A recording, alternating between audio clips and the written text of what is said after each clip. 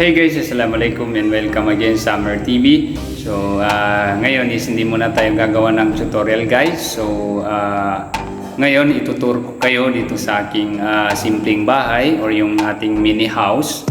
So ginawa siya guys nung June 2023. So inshallah ngayon ang natapos pa lang guys is yung sa ibaba kasi meron siyang second floor.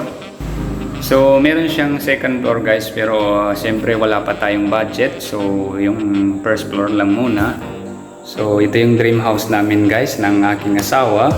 Okay guys, so nasa labas tayo ngayon. So pasensya na, medyo maingay yung mga sasakyan dito. So ayan, as you can see, hindi pa talaga siya tapos guys. Ayan, kasi wala pa tayong budget. Okay, so papasok tayo dito sa loob guys. So ito yung sala natin, ayan.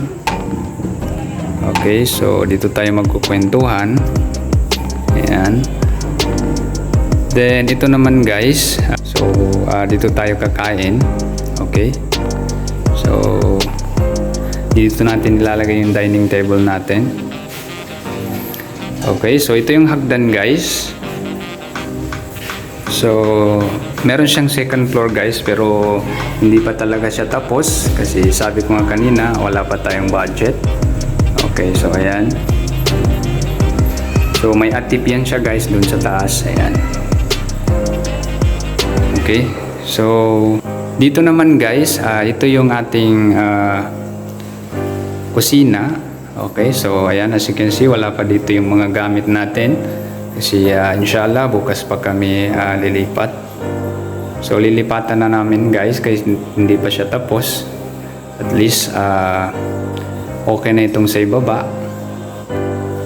Okay. So ayan, pasensya na guys sa mga wires dito nalagay.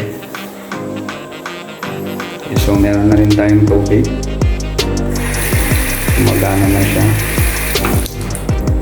Okay. Okay.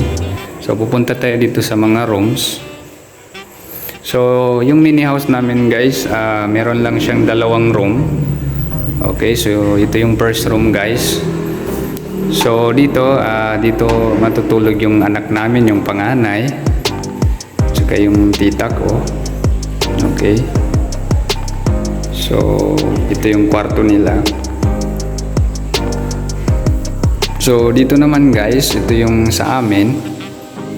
Ayan, dito kami matutulog ng asawa ko. Ito yung kwarto namin. Okay. So ito guys, ito naman yung CR natin. So hindi ko pa siya nadidikkitan ng ilaw. So bukas inshallah madidikkitan na yan. Okay, so ayan. So ito yung comfort room natin. Okay, so as you can see, meron na tayong shower. Ayan.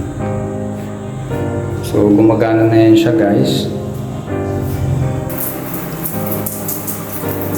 Okay, so ayan, gumagana na siya.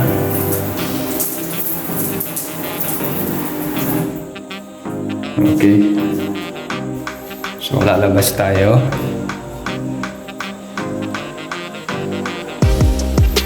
Okay, so ito na yung itsura ng loob ng bahay natin guys. So maliit lang talaga siya guys, pero kasya na para sa amin. So sakto. So alhamdulillah,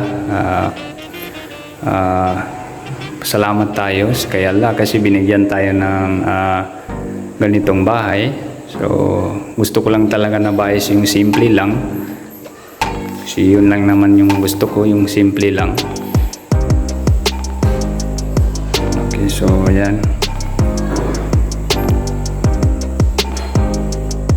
So lahat guys ng kinikita ko sa trabaho ko, sa pag-YouTube, tsaka sa pagiging ticketing seller, yung kinikita ng asawa ko, dito na napupunta guys. So alhamdulillah, kahit pa paano may naiipon tayo para may patayo natin itong bahay na ito. Inshallah mas maganda pa yun sa inyo, inshallah.